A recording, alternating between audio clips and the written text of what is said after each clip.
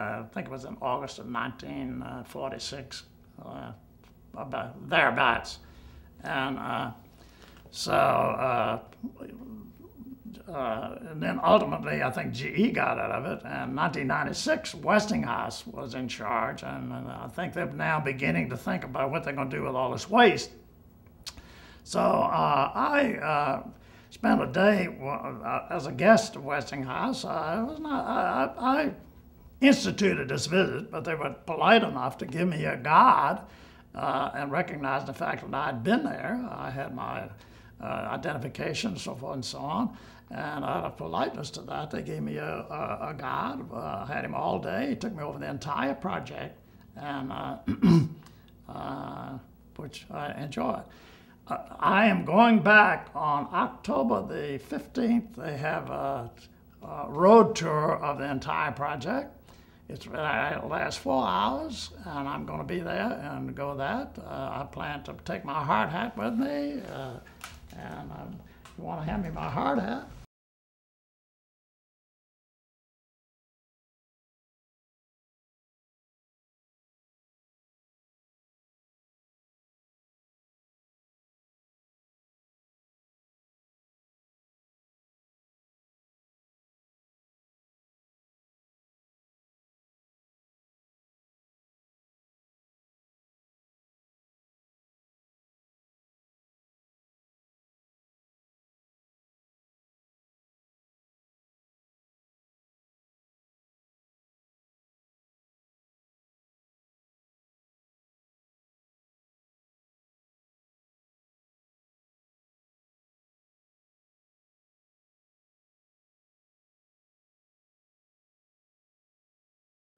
Yeah, go ahead. Okay, this project that we had, the Manhattan Project, you want to show my certificates this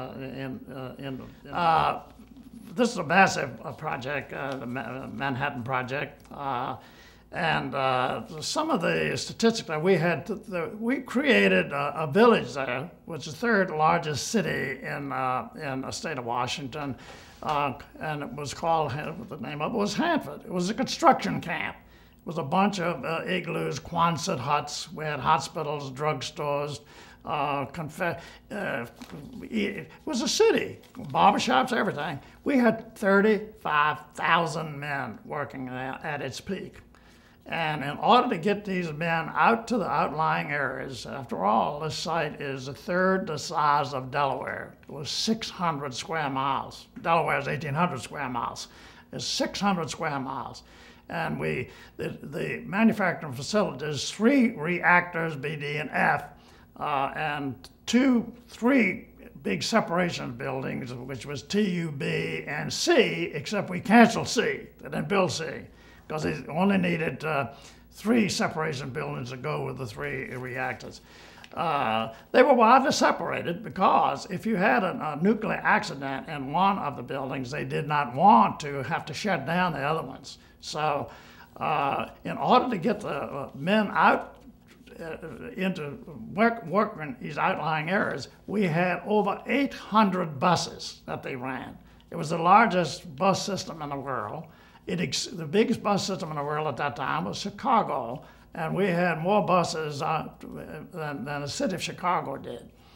There was 158 miles of 158 miles of railroad track within this site, because we are moving stuff, but particularly going from the reactors to the separation buildings, all going to be done by rail cars. And we unloaded 40,000 carloads of material to build this plant. We had 780,000 cubic yards of concrete on this plant.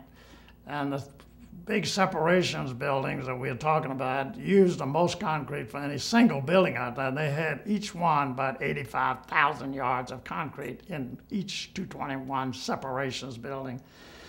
We had 8,500 pieces of construction equipment there. Cranes, bulldozers, and you name it, we had 8,500 pieces. We moved 25 million cubic yards of earth there to build the plant. And so that gives you some idea of what we had there.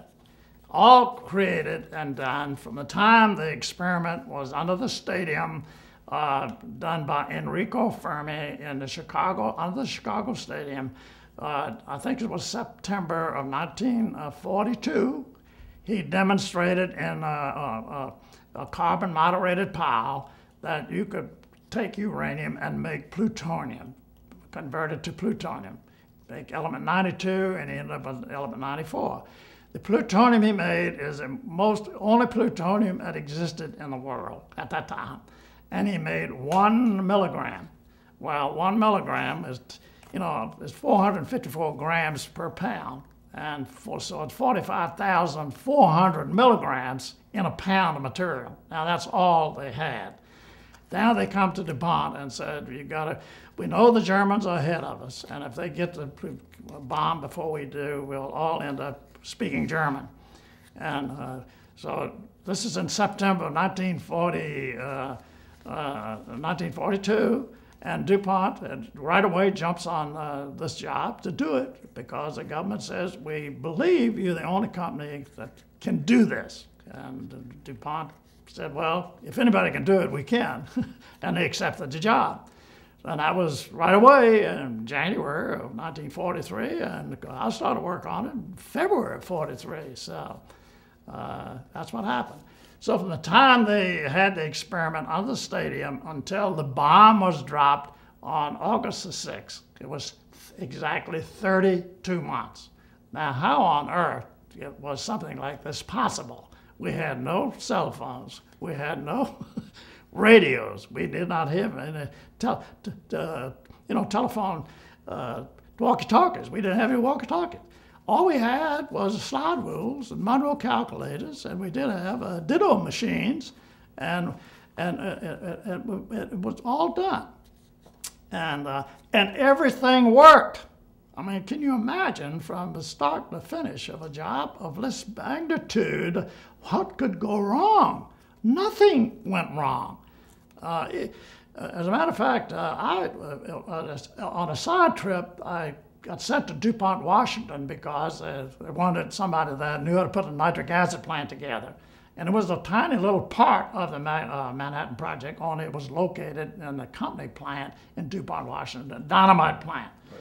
While I was there, and we did get that plant all put up, and the acid was going to be shipped. The destination of the acid was secret. Making nitric acid is not secret. And, but the destination was. I knew where I was going, but nobody else did. Was Hanford. And that nitric acid would be used in the dissolver to dissolve the can that I mentioned earlier in the program, the can surrounding the uranium slug, and it was used in the final step in the 221 building to convert the plutonium to plutonium nitrate, which is a syrup solution that's going to Los Alamos.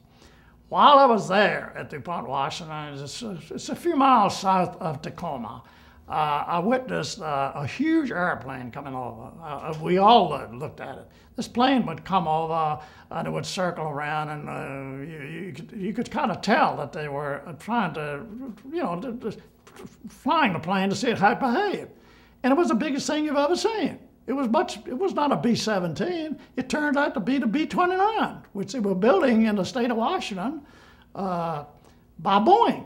And so the B-29 came along just in time for it to be modified into accommodating not only a little boy, but mainly Fat Man. Fat Man was a plutonium bomb.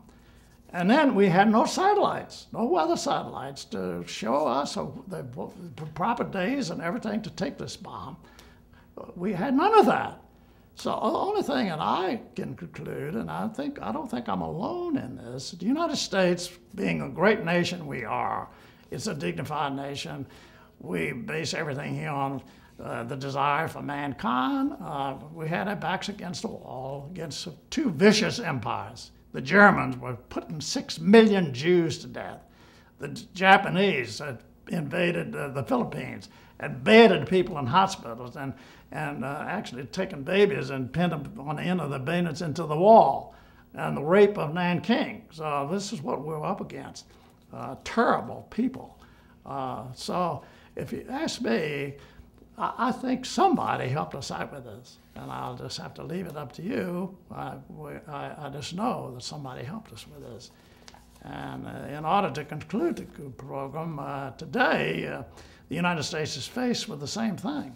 We have a terrible bunch of enemies here, and some way, somehow, I hope that, I know we'll survive, but I certainly hope that the same help that we got from this unknown power will guide us and help us defeat the terrible enemy we have today. When you talk about under the stadium, tell me about under the stadium, what that means.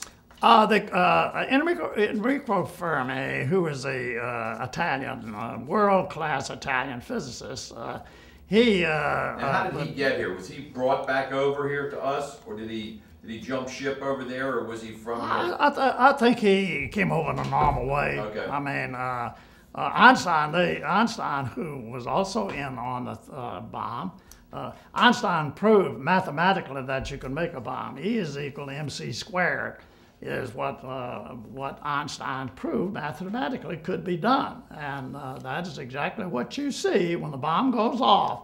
The energy that you're looking at is taking a small amount of material. In the case of the Hiroshima bomb, it was 45 pounds, as I recall, of U-235. And in the Nagasaki bomb, I think it was about 14.5 pounds of plutonium. And E is equal to mc squared. E is the energy that you're seeing, which is light and heat. And M is the mass that you're converting. You're totally converting that mass that I just told you about, completely converted that to light and heat. And then C is a constant, which happens to be the speed of light. So you can see, if you take a speed of light, which is 186,000 miles a second, and you square that, you can see what an enormous amount of E you have. E is a big number. So the reason he did this under the stadium, as you asked, was he's going to take carbon blocks. Now, they use carbon blocks, and carbon is used to slow the neutrons down. It's called a moderator, a neutron moderator. And you need to slow the emanating neutrons coming from the some native radioactivity within a uranium. But the neutrons are firing at a speed of light, 186,000 miles a second. They're very, very small, very almost weightless. So they will just keep on shooting back and forth through the reactor.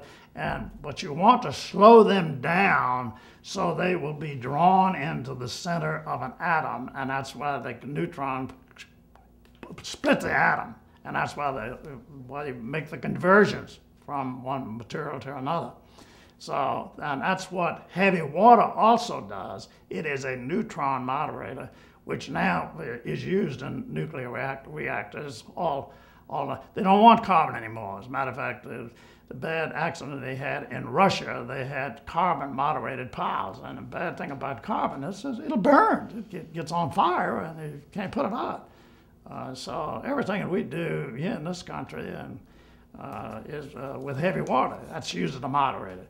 Now, what stadium were you? When you say? Okay, to get back into the stadium, this was in the Chicago Stadium, and they were going to run the experiment there.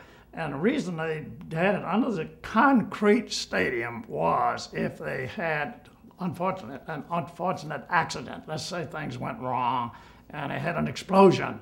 That would help contain the explosion and the contamination of an area. So that's why it was under the concrete stadium. Okay, now did they use the same? Now you said they used two different size bombs.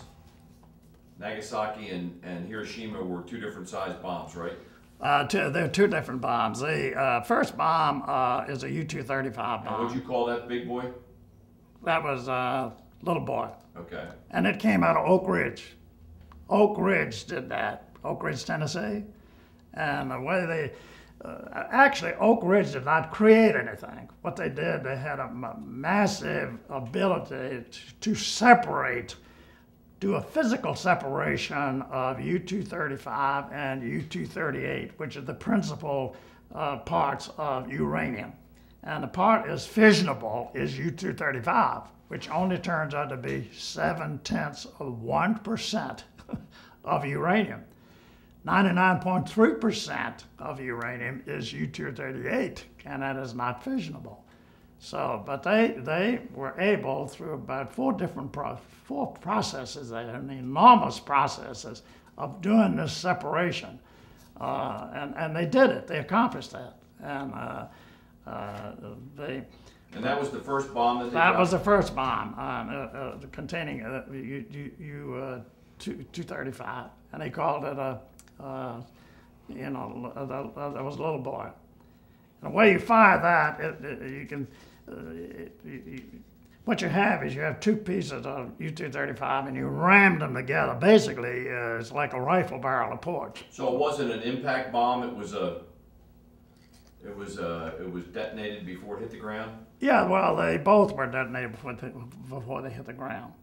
But that's what they did at Oak Ridge. And now, the thing of it is, as you recall, they're trying to get the 0.7%, less than 1% of the U-235 out of the uranium. Well, it's a big waste of uranium. You're not using 99% of it.